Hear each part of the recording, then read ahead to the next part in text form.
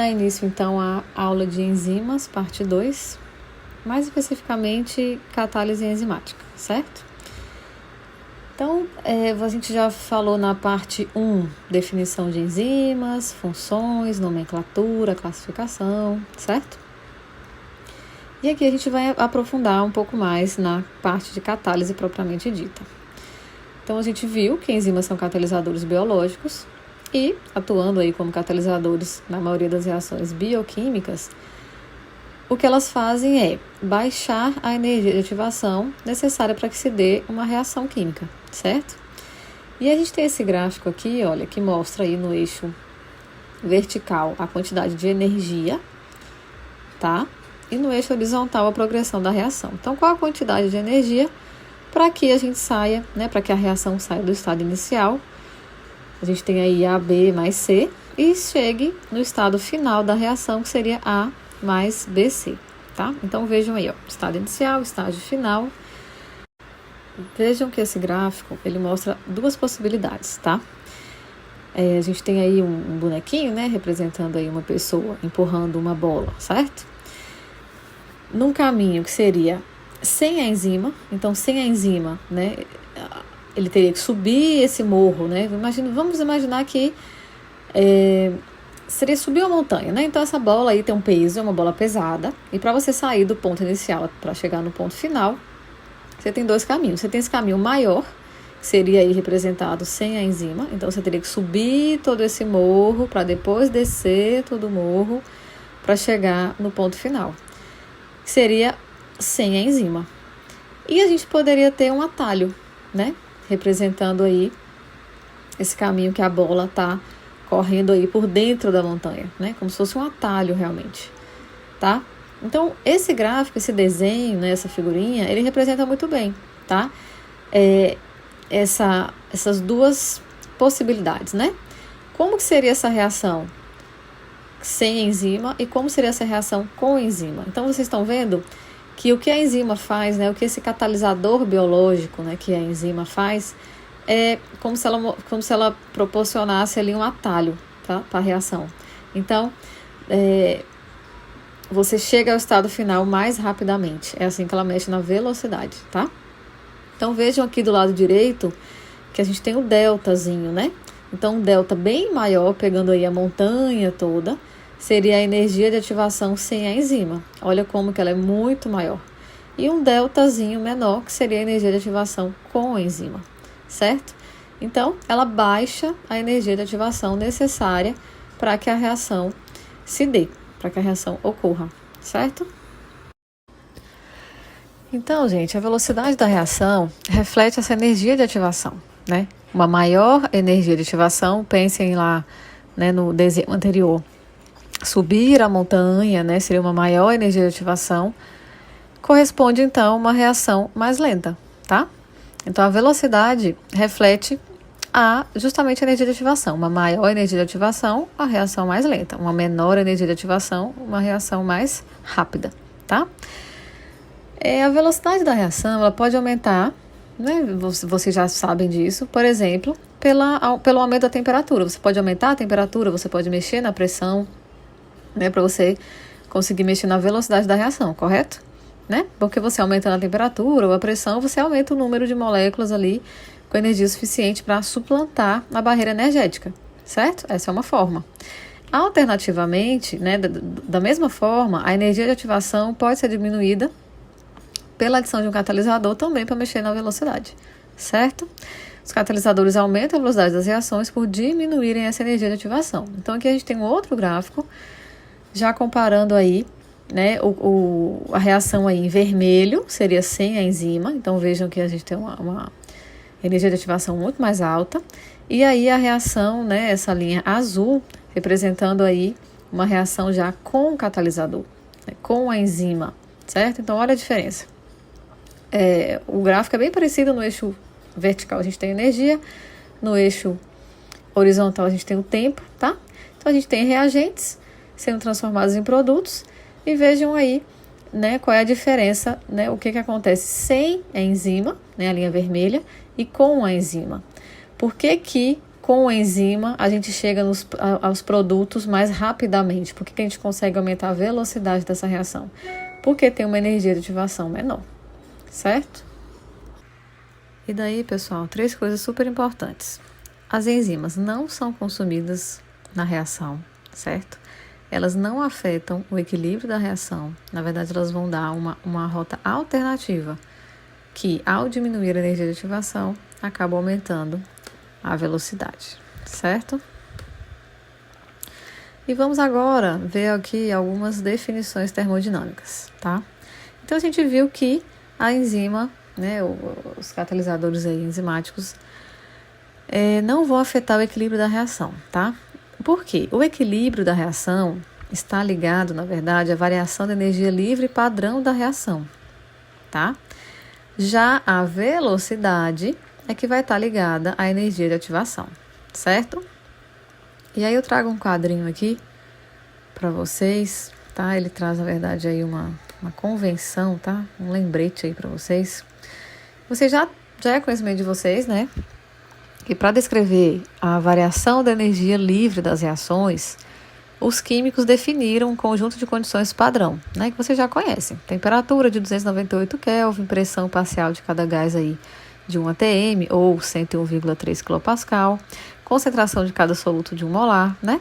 E expressam aí, então tem essas condições padrão, né, um conjunto de condições padrão, e expressam as mudanças de energia livre de um sistema reagindo sob essas condições como ΔG, e essa bolinha, tá? Então, vocês já conhecem que esse ΔG bolinha é a variação da energia padrão, certo? Só que os sistemas bioquímicos geralmente envolvem concentrações, né, no caso lá, de cada soluto, muito abaixo de 1 molar. Então, bioquímicos definiram, né, uma variação de energia livre padrão bioquímica. Então, vejam aí qual é o símbolo, ΔG, tem um tracinho e a bolinha, tá? Então, é diferente do ΔG bolinha, que é a variação de energia livre padrão. Então, essa é a variação que a gente vai trabalhar aqui na aula, que é a variação de energia livre padrão bioquímica, tá? E a variação de energia livre padrão num pH 7, certo? Bom, então vamos lá, continuando, né? Vamos pensar aí num equilíbrio, né? Como S transformando em P, né? Numa reação reversível, tá? Ele é descrito por uma constante de equilíbrio K é Q, ou simplesmente K. E aí vocês têm aí, ó, K vai ser, nessa constante de equilíbrio, K vai ser concentração de P sobre concentração de S. Segundo a termodinâmica, a relação entre esse K e o ΔG padrão, né, e a variação de energia padrão bioquímica, pode ser descrita por essa expressão. Vocês também já estão acostumados com essa expressão. Então, olha lá. A minha variação de energia livre, né, padrão bioquímica, vai ser menos RT/Ln de K. Onde esse R você já conhece, é a constante dos gases, e ter a temperatura absoluta, né, 298 Kelvin ou 25 graus. Aqui, o que é importante? O importante é a gente ver que, vejam que a constante de equilíbrio é diretamente relacionada com o total de energia livre padrão, certo? Então, assim, ó, um grande valor negativo, né, da nossa energia livre padrão reflete um equilíbrio de reação favorável, tá? Mas apesar de ter um equilíbrio favorável, não significa que a reação ocorrerá com velocidade alta, tá? Então, o que a gente quer ver, o que eu quero mostrar para vocês aqui é por que a enzima, né, o catalisador enzimático, não altera o equilíbrio, mas altera a velocidade, tá? Por quê? Tá? Então, vamos começar pensando aí nessa constante de equilíbrio, e vejam que a constante de equilíbrio é diretamente relacionada com a energia livre padrão da reação, né? Agora, um grande valor negativo desse ΔG reflete o equilíbrio da reação favorável, mas não significa que a reação ocorrerá com velocidade alta. Então, um equilíbrio favorável não significa que vai ter uma velocidade alta, ok? Continuando. A velocidade de uma reação, então, é determinada pela concentração do reagente ou reagentes e por uma constante de velocidade K, que está em vermelho, que nós já vimos, tá? Para uma reação unimolecular, né, onde a gente tem aí S se transformando em P, A velocidade da reação V, representando aí, né, a quantidade... O que é esse V aí? Está representando a quantidade de S que reage por unidade de tempo, né, gente? Velocidade, concentração no tempo, certo? Quantidade do S que reage por unidade de tempo.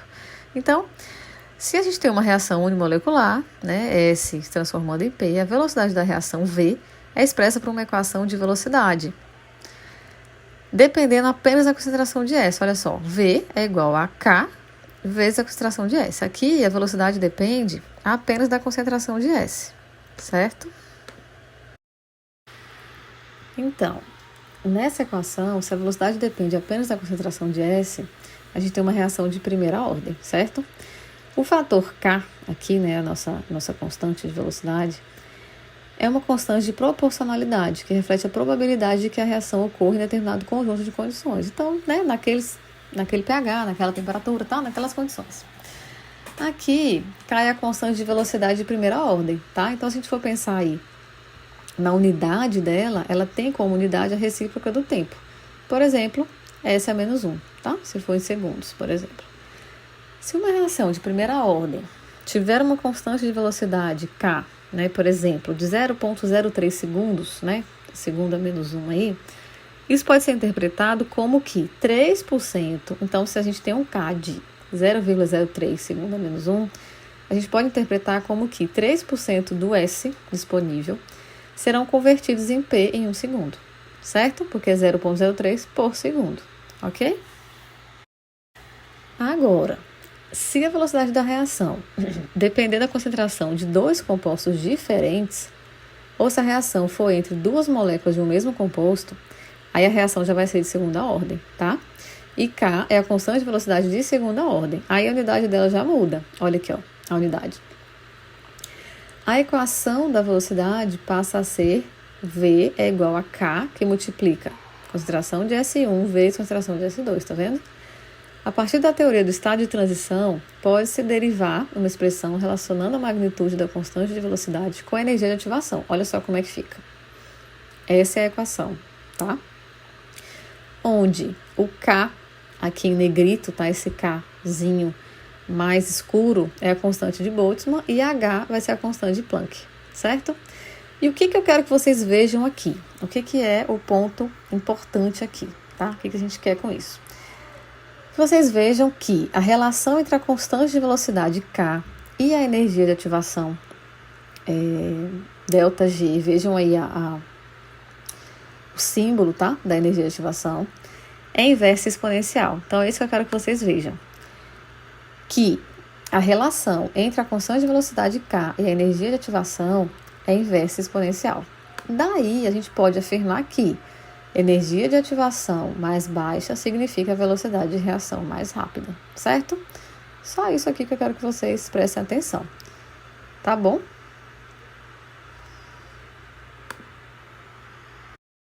A gente pode afirmar que quando a energia de ativação é mais baixa, significa uma velocidade de reação mais rápida. Então, por isso que as enzimas conseguem mexer na velocidade da reação, tá? Por isso elas conseguem aumentar a velocidade das reações, ok? Observem agora esse gráfico, tá? O que a gente quer enxergar? Que o catalisador aumenta a velocidade da reação, mas não afeta o equilíbrio, tá? Presta atenção nesse gráfico. Então, aí no eixo vertical a gente tem a energia livre, G. No eixo horizontal a gente tem a coordenada da reação. Vejam que a gente tem uma reação de S se transformando em P, reversível, tá? E a gente tem o S no estado fundamental, o P no estado fundamental, tá? E vejam que o equilíbrio entre S e P reflete a diferença entre as energias livres dos seus estados fundamentais, tá? Exatamente. Então, o equilíbrio entre S e P reflete a diferença entre as energias livres dos seus estados fundamentais. A energia livre do estado fundamental de P, vejam aí pelo gráfico, que ela é menor do que a de S. Então, a energia livre padrão para a reação é negativa, tá? É uma reação exergônica. E o equilíbrio favorece mais P do que S, tá? Vamos continuar a nossa análise. Eu trouxe o mesmo gráfico aqui para outra página.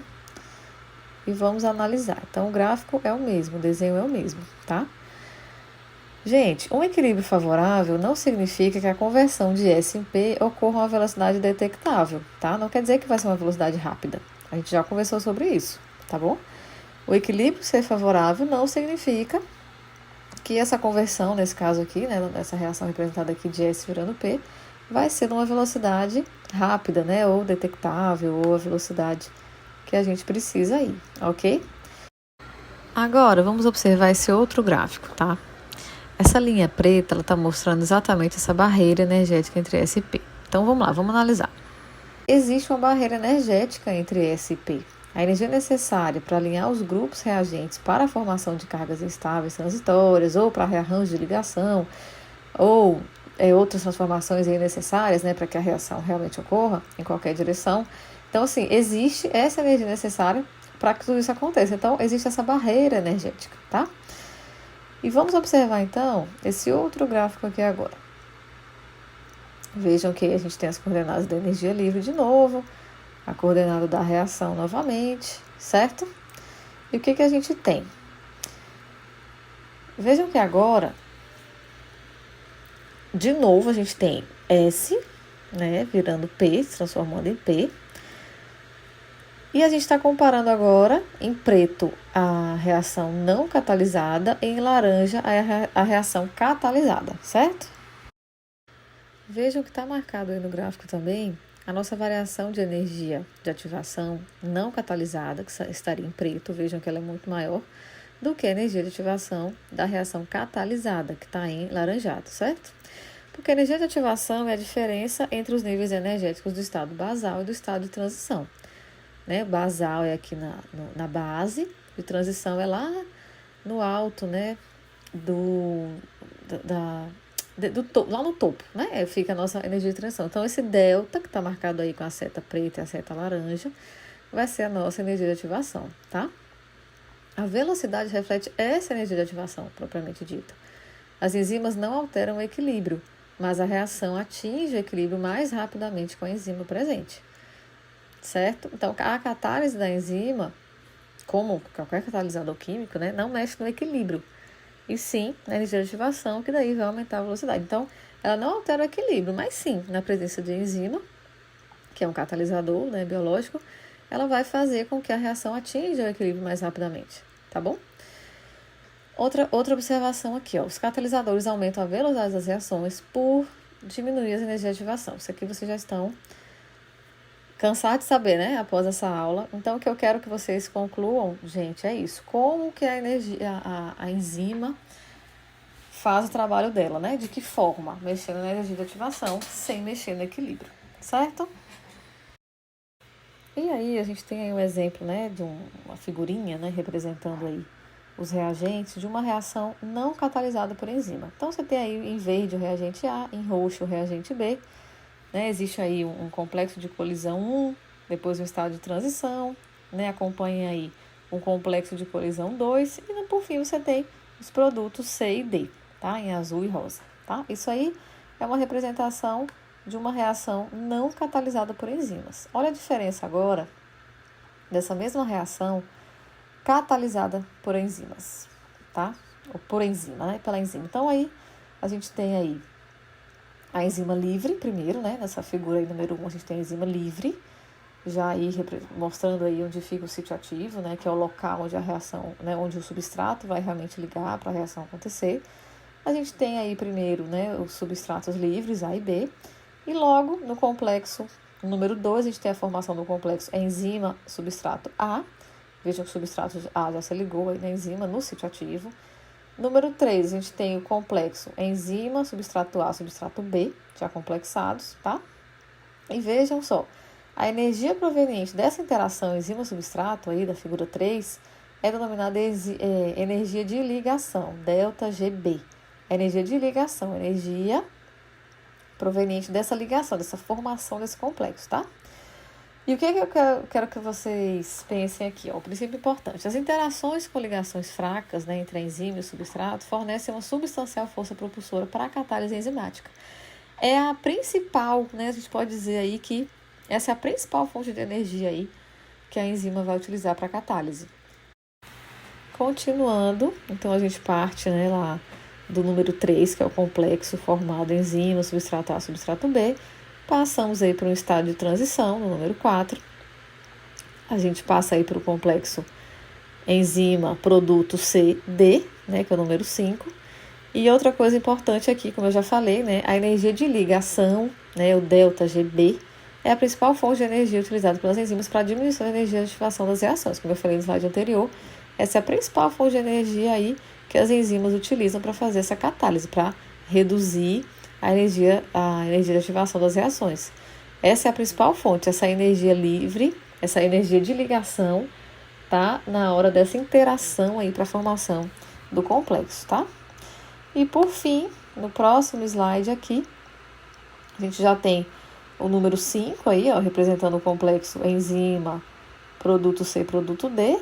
Depois o complexo, né, a gente já tem a liberação aí do produto